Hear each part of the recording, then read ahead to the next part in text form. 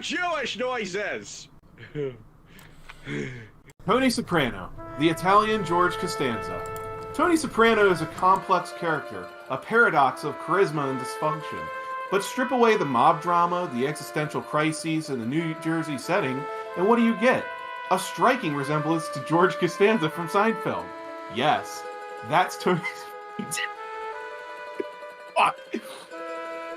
Okay. Yeah. Yes, that's Tony. Damn it. Alright.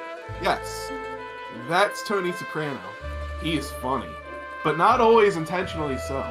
Let's break down why Tony Soprano, in all his chaotic glory, might just be the Italian George Costanza. Exhibit A, the self-absorption. Both Tony and George are masters of self-absorption. George's infamous worlds colliding speech could easily be something Tony says in a therapy to Dr. Melfi. Tony's constant need to be the center of attention, whether at the dinner table or in the mob, mirrors George's belief that everything revolves around him. That's Tony Soprano. He's funny in his relentless ability to make every situation about himself. Exhibit 2. The food obsession. If there's one thing Tony Soprano and George Costanza can't resist, it's food. George's escapades with pastrami sandwiches and calzones feels like lighter versions of Tony's near-religious devotion to gabagool and ice cream. Remember the scene where Tony angrily scolds someone for wasting a good cut of meat? That's Tony Soprano. He's funny, but deadly serious when it comes to his stomach. Exhibit 3. The dysfunctional relationships. Tony and George's love lives are a mess, to put it mildly. George's string of disastrous relationships feels like a comedic counterpart to Tony's affairs and marital struggles. Both men are their own worst enemies, sabotaging relationships with their insecurities and compulsions. That's Tony Soprano. He's funny, as his emotional immaturity causes chaos. Exhibit, who's counting? 4? Yeah. The fear of mortality. While Tony grapples an existential dread in therapy, George famously panics about his shrinking lifespan. Remember The Summer of George? Both characters share a preoccupation with death and legacy, but Tony's mob ties make his fear more immediate. Still, watching Tony hyperventilate about his ducks or his kids' futures has an almost Costanza-like absurdity. That's Tony Soprano. He's funny, even when he's spiraling. Exhibit 5, the overreaction to petty problems. Who else but Tony Soprano could turn a minor insult of inconvenience into a full-blown crisis?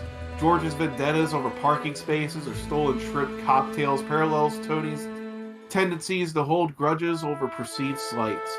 When Tony orders a hit because someone disrespected him, you can almost hear George whining.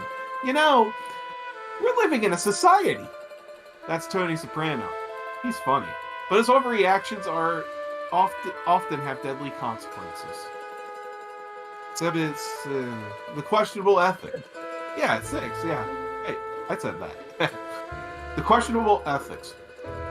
Neither Tony nor George could be called a moral paragon. George lies, cheats, and steals his way through life, while Tony's moral flexibility is at the core of his character. Yet, both have moments where they justify their actions with twisted logic that's as hilarious as it is disturbing. That's Tony Soprano.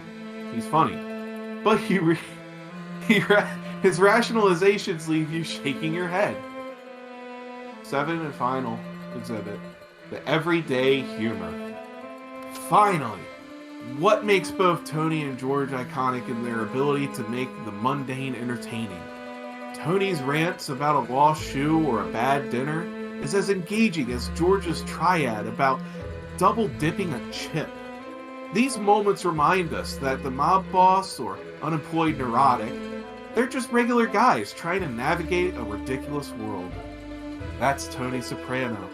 He's funny. And in these moments, he's downright relatable. So the next time you watch The Sopranos, look past the violence and drama and see the Costanza within. That's Tony Soprano. He's funny. a little tragic, and undeniably unforgettable. This is a nightmare! We live